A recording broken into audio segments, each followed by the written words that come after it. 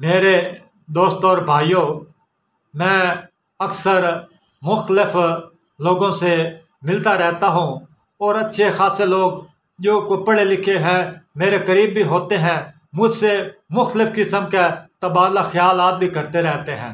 तो ये अच्छी बात होती है कि हर इंसान के साथ इंसान किसी की बात सुने, बड़े खुले दिल से सुने, मुस्कुराते हुए चेहरे से सुने, किसी की बात का बुरा ना मनाए। इसलिए मेरे दोस्तों भाइयों, मेरे एक अजीज ने मुझसे ये कहा कि शजरा नसब में नसब नामा जो इंसान का होता है वो बाप की तरफ से मंसूब होता है।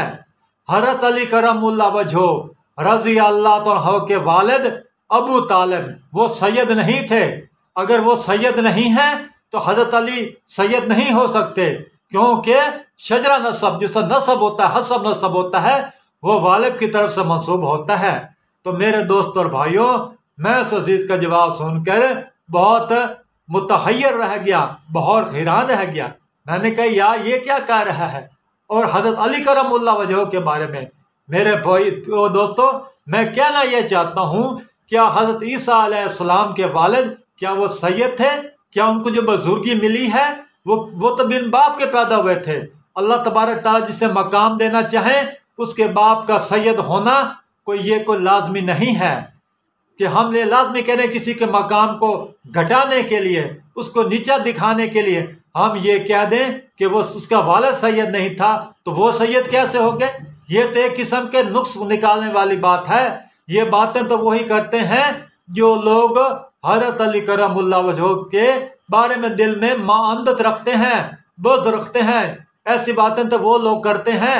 ऐसे लोग तो हज़रत अली के करमुल्लाह वजह के मकाम को कम करने के लिए, सुकेड़ने के लिए ये ऐसे दलाल का सहारा लेते हैं। इसलिए मेरे भाइयों और दोस्तों, मैं ये कहना चाहता हूँ कि अगर कोई शख्स कोई वली होने का दावेदार है, वलायत का दावेदार है, मगर हज़रत अली की सियादत से वो इनकारी है, तो मैं ऐसे शख्स को कभी वलीउल्लाह नहीं कहूँगा। तो मैं उसे हमेशा ही एक आम मुसलमान ही कहूँगा, मगर उसे वलीउल्लाह कभी नहीं मानूंगा। जो हज़रत अली करमुल्लाह वजह रजी अल्लाह तआला की रूहानी सियादत पर अकीदत और यकीन नहीं रखता, वो हरगिज़ वलीउल्लाह नहीं है। मैं उस शख्स को काज़िब जानता हूँ। काज़िब किसे कहते हैं? एक दरोगो इंसान को कहते हैं कि जिसके पल्ले सच नहीं होता। हज़रत अली करमुल्लाह के साथ बुग़्ज़ रख के अगर कोई शख्स ये कहे कि वो वलीउल्लाह है, तो मैं इस इंसान को कतन वलीउल्लाह नहीं कहता। इसलिए हज़रत अली करमुल्लाह वजह की गुलामी का पट्टा गले में डालना पड़ता है, उसके बाद फिर इंसान को मकाम मिलता है। इसलिए मेरे दोस्तों और भाइयों, मैं ये कहना चाहता हूँ कि सियादत होने के लिए कोई बाप दादे का शजर नसब लाजिम नहीं है। ये अल्लाह तबारक ताला की ये खास देन है। अब आप ये देख लें कि हज़रत अली करम, हज़रत इब्राहीम अलैहिस्सलाम, आप बड़े जलील और कदर पैगंबर हैं। हजूर पाक सल्लल्लाहु अलैहि वसल्लम आपकी नस्ल मुबारक में से हैं। दोस्तों भाइयों, उनके वालिद का नाम आज़र था, जो कि बुत परस्त था, वो सैयद नहीं था।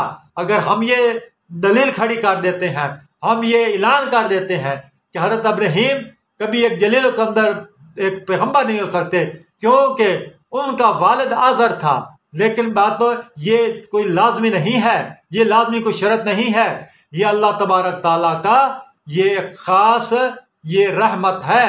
ये कुरान पाक का भी एक आयत है, वह यख्तासु बिरहमतिही लिमन यशा, और अल्लाह तबारक ताला जिससे चाहते हैं अपनी रहमत खास से उस इंसान को चुन लेते हैं, उसको इंतखाब कर लेते हैं। वो छना हुआ इंसान होता है, छना हुआ इंसान। इसलिए मेरे दोस्तों और भाइयों, हज़रत अली करमुल्लाह वजह के बारे में हमारे मुसलमानों में से कई लोग ऐसे दलाल का सहारा लेके मकाम अली को एक नीचा दिखाने की कोशिश करते हैं, मगर ये बात दुरुस्त नहीं है। हज़रत अली करमुल्लाह वजह का मकाम बहुत बुलंद है। इसलिए मैं आखिर में एक शेर कहकर मैं इसका थोड़ा सी अपनी ये छोटी सी मुख्तसर से तकसीर का इख्तिताम करता हूँ। दोस्तों, इस तरह है कि तुंदी बादे मुखालिफ से ना घबराए अकाब, तुंदी बादे मुखालिफ से ना घबराए अकाब, ये तो चलती है तुझे ऊंचा उड़ाने के लिए। मेरे दोस्तों भाइयों, अगर कोई हक परस्त इंसान है, अगर कोई चिराग है तो चिराग पर हमेशा आंधियां हमला करती हैं। चिराग का काम है जलना।